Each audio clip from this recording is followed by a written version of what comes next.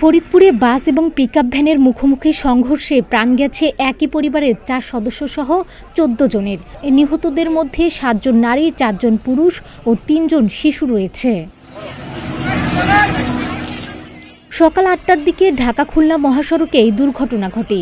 নিহতরা সবাই পিকআপের যাত্রী, চালক ও চালকের সহকারী। জানা গেছে, ঢাকা থেকে যাত্রী নিয়ে ঝিনাইদহে যাচ্ছিল উত্তরা ইউনিক পরিবহনের একটি বাস। অপরদিকে 15 জন যাত্রী নিয়ে আলফাডাঙ্গা থেকে ফরিদপুর জেলা প্রশাসকের কার্যালয়ে ত্রাণের টিন আনতে যাচ্ছিল একটি পিকআপ ভ্যান।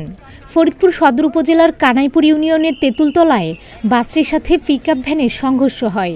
এ সময় দুটি গাড়ি দুমড়ে মুচড়ে যায়। ঘটনাস্থলে নিহত হয় পিকআপে থাকা 11 যাত্রী। আহত অবস্থায় 6 জনকে উদ্ধার করে নেওয়া হয় ফরিদপুরের বঙ্গবন্ধু শেখ মুজিব মেডিকেল কলেজ হাসপাতালে। সেখানে মারা যায় আরও 3 জন। নিহতরা হলেন বোয়ালমারীর শেকর ইউনিয়নের ছত্রকান্দা গ্রামের রাকিব হোসেন মিলন, তার স্ত্রী শামিমা সুলতানা সুমি, তাদের 2 ছেলে আলফি রোহান ও আবু সিনান এবং প্রতিবেশী মর্জিনা বেগম, পিকআপ চালক নজরুল মোল্লা, আলফাডাঙ্গা সদর ইউনিয়নের বেজেডাঙ্গা গ্রামের জাহানারা বেগম, তার ভাতিজি সোনিয়া বেগম, সোনিয়ার 11 মাস বয়সী শিশু সন্তান, সদর ইউনিয়নের চরবাকাইল গ্রামের তবি খান, হিদাডাঙ্গা গ্রামের শুকরান বেগম, তার মেয়ে মনিরা বেগম সূর্য, প্রতিবেশী কোহিনুর বেগম এবং মোহাম্মদ ইব্রাহিম।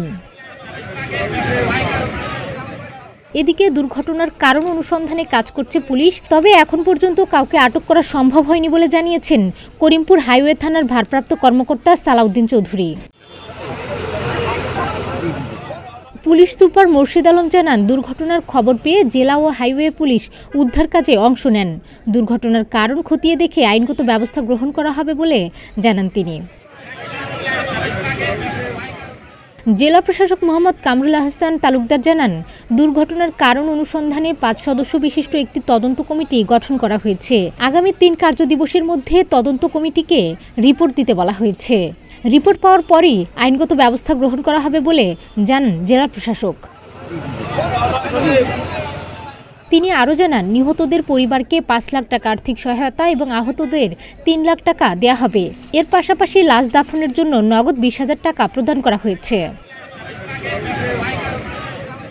ডেস্ক রিপোর্ট, প্রতিদিনের বাংলাদেশ।